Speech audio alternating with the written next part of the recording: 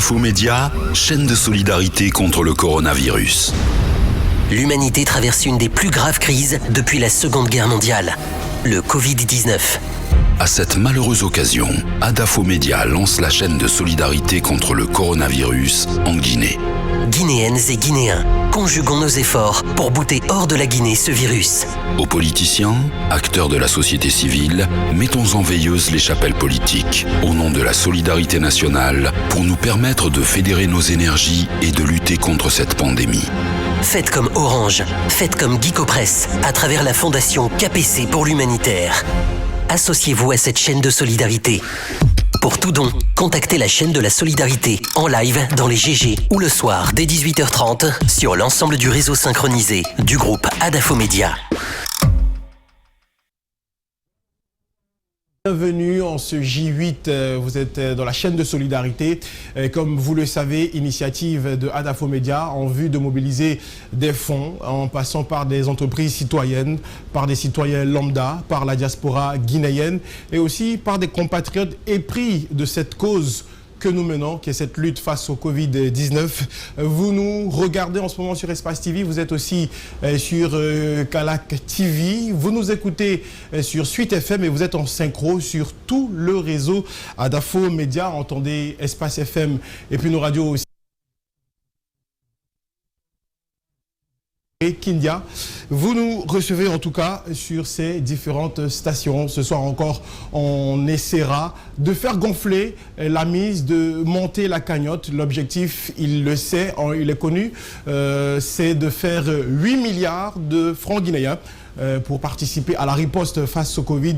Les chiffres vous seront donnés dans un court instant, tout naturellement, avec bien sûr Bademba de l'autre côté du plateau, et puis aussi vous donnera la manière de pouvoir participer en contribuant à cette initiative. Le temps pour nous aussi de remercier nos différents partenaires qui nous accompagnent pour cette chaîne de solidarité, entre autres le groupe Orange Guinée, la fondation KPC pour l'humanitaire, Vivo Énergie, et puis également d'autres partenaires qui sont associés à cette grande chaîne de solidarité initiée par Adafo. Je ne suis pas seul sur ce plateau, me rejoindra dans un court instant Tomba Zakari qui nous accompagnera, et puis aussi un invité de taille, c'est une figure de proue, artiste émérite, membre d'un groupe urbain très fort. C'est un parolier à sa façon aussi, et puis son message passe à travers la jeunesse, raison pour laquelle il n'est pas sur ce plateau de façon fortuite. Il s'agit de Abla Mbaye, avec qui nous sommes ce soir. Bonsoir cher ami. Bonsoir Al. Et comment est-ce que ça va? Super bien, je suis content. Plaisir de t'inviter, hein. C'est un honneur pour nous. Tout le plaisir est pour moi d'être sur ce plateau pour essayer de contribuer à ma manière à cette lutte et surtout essayer de faire en sorte qu'on puisse atteindre la cagnotte. Ben voilà, on en parlera hein, parce que on le sait, beaucoup d'initiatives ont été prises par vous quand le pays a eu besoin de vous. Hein. On va revenir sur tous ces projets, Stop Palu, Jeunes pour Jeunes, il y en a. Vous vous êtes toujours levé humainement pour combattre aussi, pour vous associer à toutes ces autres voies. Si Bademba est bon de l'autre côté du fil, hein, on va donner les reliefs pour pouvoir participer et contribuer symboliquement ici à cette chaîne de solidarité, et puis aussi, pourquoi pas, vous donner le tweet sur lequel vous pourrez participer dans ce numéro J8 du jour. Bonsoir à tous et bonsoir Al, bonsoir à Blaimba et bonsoir à tous ces millions de téléspectateurs et d'auditeurs qui nous regardent et nous écoutent en ce moment sur tous les réseaux Adafo Média. Aujourd'hui, c'est un nouveau jour pour récolter de l'argent, pour lever des fonds, de l'argent pour se séparer de cet ennemi qui est le Covid-19. On s'est séparé avec la cagnotte de 4 389 747 677 GNF. C'était juste hier. Et aujourd'hui, on se donne pour objectif d'exploser le compteur une fois de plus. Et pour cela, vous savez qu'il faut une procédure à suivre à l'international, mais aussi au niveau national. Donc, on va aller avec les étrangers, c'est-à-dire ceux qui résident à l'extérieur. Si vous voulez vous aussi contribuer à ce téléthon, à cette levée de fonds, il faut juste installer l'application WorldRemit.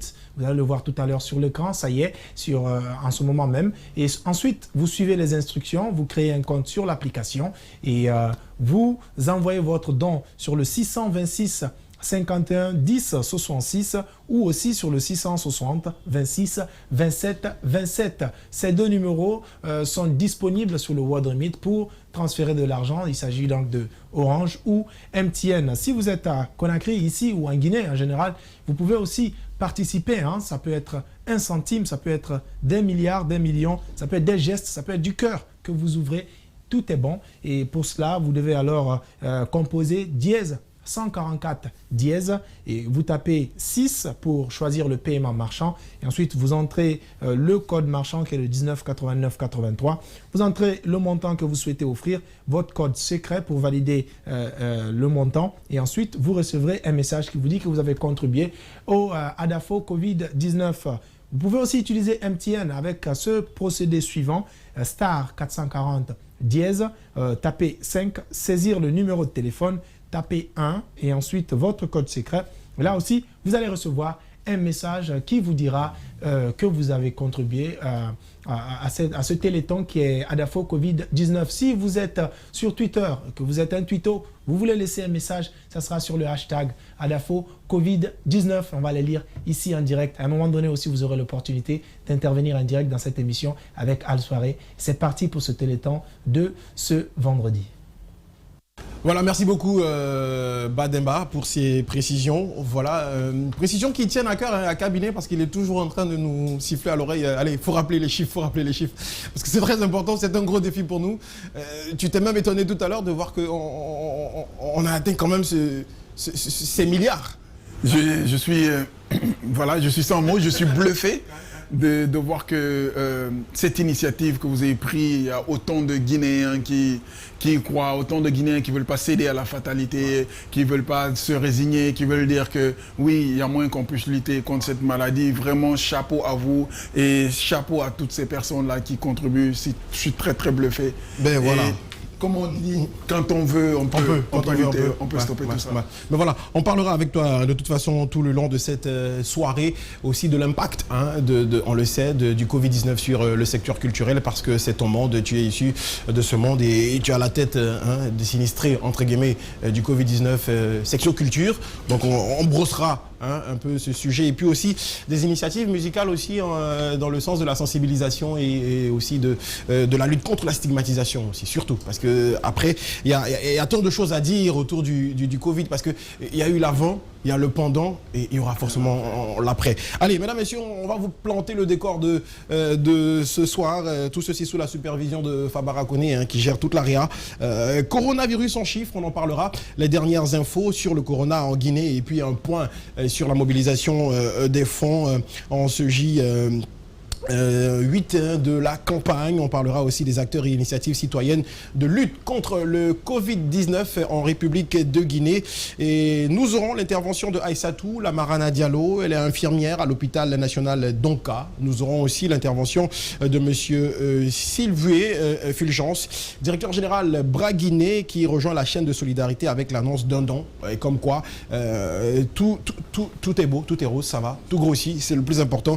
Boubacar Sidiki Diallo, économiste du développement et consultant sur les effets à impact, c'est très important. On le sait aujourd'hui, beaucoup d'entreprises ont fermé porte techniquement, sont au chômage technique pour certains travailleurs. Quel est l'impact économique? On le sait, mais tout ceci, on le verra de façon macroéconomique avec ce spécialiste. Et puis aussi, vous aurez l'intervention de Ciplo Diallo sur une collecte de kits en faveur de 18 orphelinats en Guinée pour protéger les enfants. C'est très important. Ils sont aussi exposés, et quelques vidéos citoyennes de donateurs, des citoyens qui se filment et qui se font des selfies vidéo, des citoyens lambda, parce qu'ils sont importants aussi dans cette chaîne, raison pour laquelle on leur accorde aussi cette capsule pour permettre à ce qu'ils puissent nous donner leur motivation par rapport à leurs différents dons. Et puis des messages d'hommes et de femmes, de plumes, et quelques vidéos en tout cas qui viennent de l'AB, de l'intérieur du pays. Ils sont aussi de ce combat, voilà, c'est très important de le signaler. Et puis quelques sujets de reportage tout naturellement sur le coronavirus et l'intervention de quelques auditeurs, si le temps nous le permet, avec bien sûr cette question qu'on remet encore dans la corbeille de cette chaîne de solidarité. Et quel est l'impact de la crise sanitaire sur votre travail au quotidien? On le sait, on est tous impactés d'une manière ou d'une autre. Comment vous vivez tout ceci? La grosse question vous est posée ce soir. Quel est l'impact de la crise sanitaire sur votre travail au quotidien? Vous nous donnerez vos réponses si le temps nous le permet. Et puis on repartira forcément avec vos tutos sur le hashtag Adafo Covid-19, comme le signalait à l'instant notre ami Bademba. Le rouleau compresseur est déballé. On va déjà ouvrir avec ce premier reportage. Après que le président de la République ait décrété l'état d'urgence sanitaire, l'heure est à la désinfection des lieux publics, notamment les marchés. La première étape qui a démarré ce jeudi par le marché Niger dans la commune de Kaloum concerne 19 marchés et débarcadères. C'est l'entreprise Tinkinso qui s'est adjugée de l'opération. C'est un reportage de Mamadou Bouloré Diallo et Koria Abou Kourouma sur le terrain.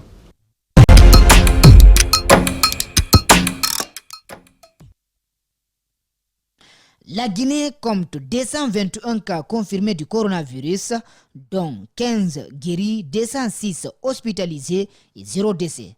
Pour limiter la chaîne de propagation, le gouvernement entame une série d'opérations de désinfection des marchés et débarcadères de la capitale Conakry. Première étape, le marché Niger dans la commune de Kaloum. C'est une très belle initiative de la part des autorités pour venir désinfecter le marché Niger de Kaloum. Parce que le marché Niger de Kaloum, c'est un grand marché. Les citoyens sont invités au respect strict des gestes barrières. Parmi ces gestes, le port des masques pose encore des problèmes, regrette l'administration du marché, laquelle s'emploie dans la sensibilisation pour gagner l'adhésion de la population. La société en charge de l'opération de désinfection promet de faire tout pour mériter la confiance de l'ANIES. Dans un premier temps, tout ce qu'il y a comme micro-organismes aujourd'hui vont être éliminés, mais c'est un processus qui va continuer. Il y a 2 phases en fait. Ça c'est la première phase. Nous allons repasser après 2 semaines pour encore désinfecter, disons, les 10 marchés, les lieux publics ciblés par le programme. La lutte contre le coronavirus s'avère difficile, d'autant plus que le virus est invisible et sa vitesse de propagation est rapide. Le Premier ministre promet un combat perpétuel. La présente cérémonie marque le point de départ. Elle est destinée à désinfecter tous les marchés de Conakry. Pour l'heure, comme nous le savons, le centre de l'épidémie, Dieu merci, c'est encore Conakry. Il y a un ou deux cas signalés à l'intérieur, mais très vite circonscrits. Le coût global de cette opération avoisine les 2 milliards de francs guinéens, selon la directrice générale de l'ANIES.